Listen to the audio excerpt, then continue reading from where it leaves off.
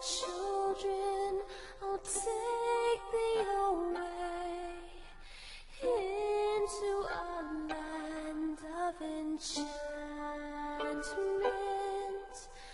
Come, little children, the time's come to play here in my garden of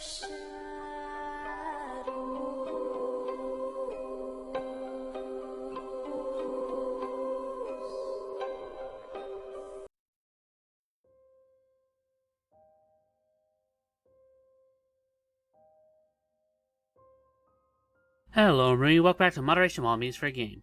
And it's Wednesday, which has now become the day I talk about whatever I want to. So today we're going to take a look at another webcomic from Tepis, called The Flower Eater, by Kawifi. Thinking back to that old saying, what is a man but a miserable pile of secrets? Well, I think a better answer would be a collection of emotion, both positive and negative. And together they define who we are. But what if that wasn't always the case? What if you could change that at a moment's whim? Well, there's a rumor that in a small flower shop there's a girl named Seb. And at first glance, you could tell that she isn't human, and possesses the unique ability to eat emotions. But only the ones that are chosen by the client. It could be something as small as how it applies to a single person, or the complete removal of the emotion entirely. Again, it's completely dependent upon the customer's request. Nothing else will change. It will simply be as though that emotion was never there. The first customer is a bride getting ready for the big day. Her fiancé is a photographer who works around a lot of women all day, and she trusts that he loves her, but she's worried that one day one of them might try to steal him away. So she's come to ask that she take away her jealousy. And all it takes is a single line, saying which emotion you bequeath. And then a plant springs to life, and she takes the flower that buds from it, and eats it, along with that emotion. A few days later, she comes back asking for another service. They'd been friends since they were younger, and kind of jumped into the whole dating thing in high school. Her friends always tell her about the things that she's missed out on, so she asks her regret to be taken. She pauses and asks if she's sure that this will bring the desired result that she's hoping for. And without a second thought, she bequeaths it as well. She leaves, and she hopes that this will be the last time that they meet. But the very next day, she's back, screaming at her, saying that something's wrong. When she looks at her fiancé, she doesn't feel anything, just nothing. Sabbath repeats, saying that she can't take anything that wasn't freely given. But that can't be true. I loved him. Feelings are a fickle thing. In time, they may be displaced on their own. If you no longer feel love for him, that feeling was gone long before you came here. Our next is a repeat customer.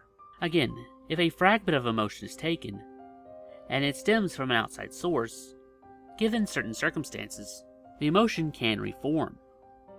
Her is her selfishness. She works hard at school and has an overbearing mother, who always pushes her and is never quite good enough for her standards. So, I guess this selfishness of hers comes from the thoughts of abandoning her studies for an easier life.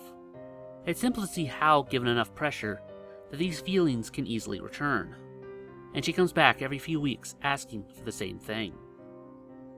And our next client is hospital bound, and has been so for months at a time. He's been sick for a while now, and has asked her to come by for a single request. Could she take away his hope? She's at first rattled by the request for a positive emotion. He explains that he's been in and out of hospitals his entire life, and every time he has an operation, the feeling that this time things might go back to normal. At first it was comforting, but now it feels like his life's on pause. Always hoping that he'll get better, but the reality is that things may never get better. But of course there's always a chance that nothing will be left in its place. But he'd rather try and do something to live now, instead of continuing to do nothing at all. After hearing his case, she reluctantly agrees. And in our last chapter, we get a client who has a best friend that she's known for years, and is the best thing to ever happen to her. And then one day, she finds out that she's starting to fall for her. So she's come by to ask her to eat her love. Not all of it, just the romantic feelings she has for her. She pauses and then asks, isn't it best to pursue this relationship? She then looks distant. She's gone through a lot of hardships recently. If she accepts her feelings, then it's great. But if it doesn't work, she doesn't want to lose her friend, or make her feel stressed or guilty, or make her feel like she owes her. She can never forgive herself if that happened. 'Cause it's not just a stupid crush. She just always wants to be by her side. So again, she begrudgingly accepts her love. And for the rest of the day, she's in a slump, not even wanting to eat from her friend, Maris, who supplements her between clients, and is also the owner of the shop.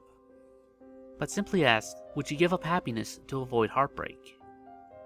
Romance is always difficult. There's a lot of things that can go wrong, especially if you already care about the person. It's up to her to decide whether that's a chance that she wants to take.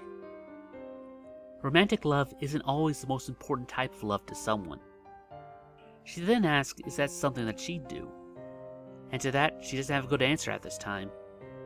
The next day, a new client walks in and talks about how her life's been really difficult lately, and she has someone very special in her life, and has kind of started developing feelings for her, and asks if she can give up her love. She slams her hands on the table, fighting back tears, choking out, "You shouldn't.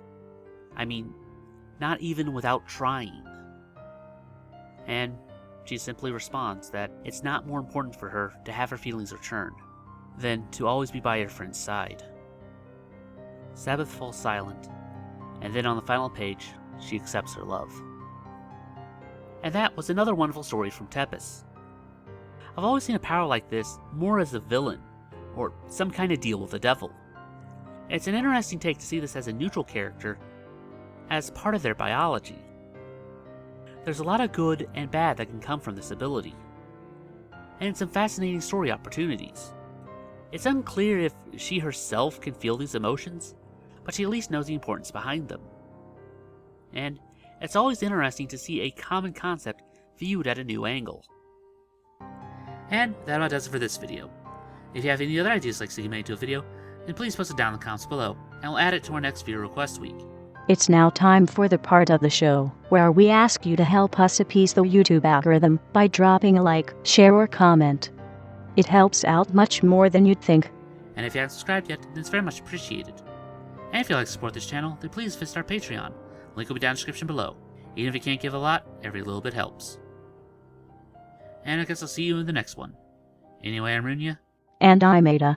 Remind you to take life in moderation. Weep not, poor children, for life is this way.